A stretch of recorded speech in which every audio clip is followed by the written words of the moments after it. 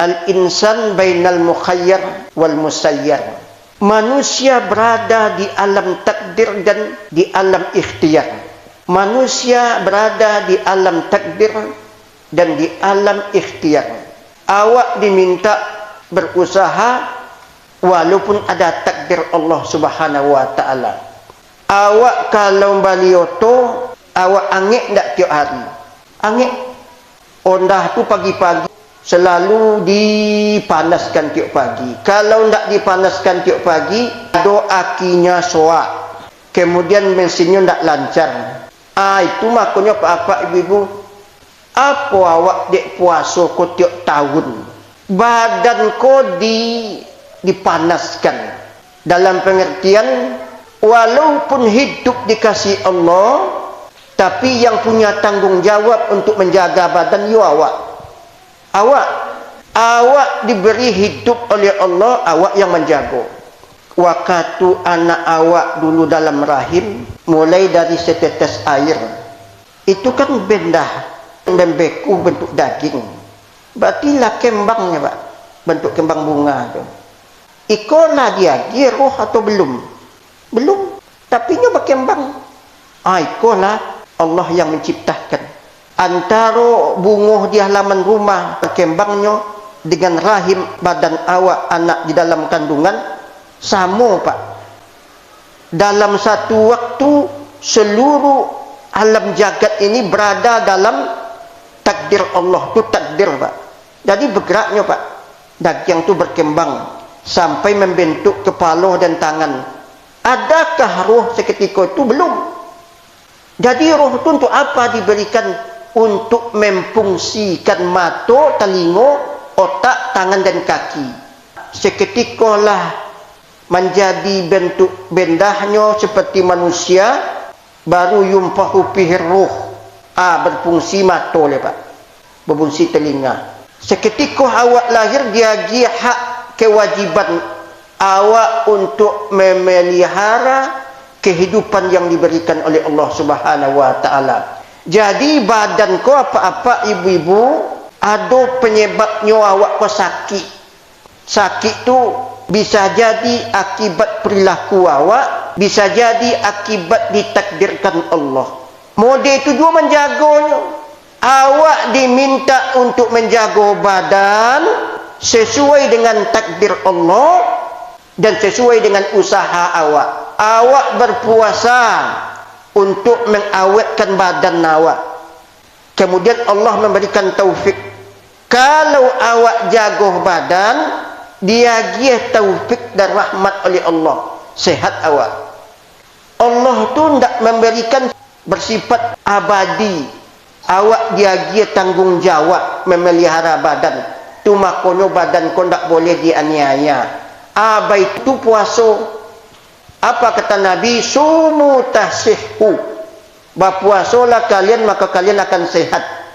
Itu antara takdir dengan usaha awak. Badan tu dipailoan, diservis setiap tahun, jadi awak orang yang sehat. Sumu tahsihhu kata Nabi. Puasalah kamu maka kamu menjadi orang yang sehat. Itu maka puasa tiap tahun. Motor yang awak beli itu, baik Honda maupun mobil, itu setiap sekian fase awak membawa ke bengkel, diservis olinya, diservis mesinnya, diganti hal-hal yang berhubungan dengan suku cadang. Tapi manusia walaupun tidak ada suku cadang yang diperbaiki dan diganti, tetapi ada aturan dari Allah Subhanahu wa taala supaya badanku dijaga. Ambo yakin Bapak Ibu-ibu kalau tidak ada puasa ko manusia ko pendek umur. Kemudian ada taufik. Kalau awak sudah berusaha diberikan oleh Allah. Lain mungkin orang tidur di gua selama 300 tahun. Carilah dokter Pak, obatnya apa? Awak bisa hidup 300 tahun tidak ada obatnya, Pak. Itu takdir tu, Pak. Kullu da'in dawaun. Setiap penyakit ada obatnya. Tu makanya awak diminta untuk berobat, berarti ada upaya awak. Maka puasa ini di samping memang ini sebuah ketaatan, di situ tersimpan kemaslahatan bagi awak. Kalau awak ingin sehat, maka awak berpuasa. Sehat itu Bapak Ibu, keberadaan awak dalam bentuk kesejahteraan, baik fisik maupun mental, secara sosial Pak. Sehat psikologi awak, supaya jangan ngomong sembrono, tak boleh mengunjingkan orang, tak boleh menyakiti orang. Itu sebuah petunjuk, merupakan bahagian dari kesehatan. Jadi Bapak Ibu yang berbahagia, puasa Ramadan itu membentuk jati diri awak menjadi orang-orang yang sehat, baik secara takdir maupun secara upaya awak. Itu makanya Bapak Ibu, awak berpuasa Ramadan di samping sebuah ketaatan, tak lain dan tak bukan untuk kemaslahatan awak, kesehatan awak Bapak Ibu yang berbahagia.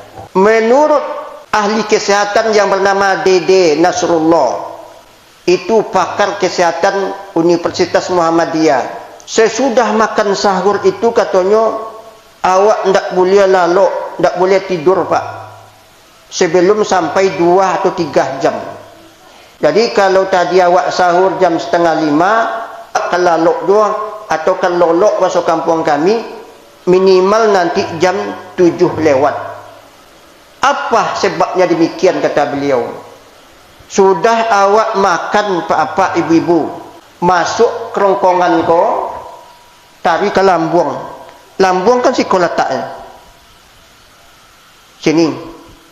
Jadi ditampung oleh lambung. Di lambung itu ada 4 fungsinya. Ada yang bernama kurdui. Itu menampung makanan yang awak makan di kerongkongan. Jadi badanku memang tak lebih daripada usus-usus saja Pak. Urat-urat. Itu badan awak Pak, yang diciptakan Allah. Masuk ditampung oleh lambung. Kemudian di lambung itu ada namanya pundus. Pundus itulah alat menghancurkan makanan. Mesinnya Pak, mengandung zat asam, nyo putah-putah makanan kok Pak, sampai mencair. Lah mencairnya Bapak Ibu, disambutlah oleh antrum. Antrum itu mendorong menjadi energi kawak, lari ke otak, kemudian ke seluruh tubuh, bertenaga tubuh awak Pak. Ndak unik tu Pak, Masya Allah. Sesudah itu ada namanya pylorus, yang mengopor makanan yang sudah menjadi saripati makanan. Kalau bahasa kampungnya awak, menjadi vitamin ke badan awak, dilontarkan pylorus tadi menjadi tenaga ke badan awak. Jadi seketika awak lolok sudah makan sahur, maka tersimpan makanan ko di lambung. Yang aktif cuma 3, otak, jantung, paru-paru, sehingga lambung ko tidak mengolah. Kalau awak tidur habis makan sahur sebelum 2 jam, maka siap-siaplah mendapat penyakit. Karena lambung tidak mengolah makanan, maka mentoknya di lambung, kemudian dia hentakkan ke atas lagi Pak. Maka awak siap-siap sakit dada. Sakit di dadah kita, kemudian nanti panas di kerongkongan. Itu akibat awak sebelum 2 jam sudah makan dibok lalok Pak. Kalau 1 tahun itu Bapak coba bayangkan. Kalau itu yang terjadi, kata beliau, seluruh organ tubuh kita itu terganggu. Makanya kadang-kadang awak kok sakit ada akibat pikiran baru fisik. Ada awak kok sakit fisik dulu baru mental awak. Fisik dulu sakit baru fisikis. Makanya lambung tu kalau dibawa tidur sudah makan tidak berfungsi dia. Nanti bahayanya karena tidak stabilnya pengolahan dari pencernaan makanan awak, maka darah ke otak itu tidak full diolah oleh lambung, maka awak kanai nanti semacam penyakit stroke, diabetes, abositis apa nama tu, kegemukan. Awak tidak bisa mengimbangi makanan yang kita makan.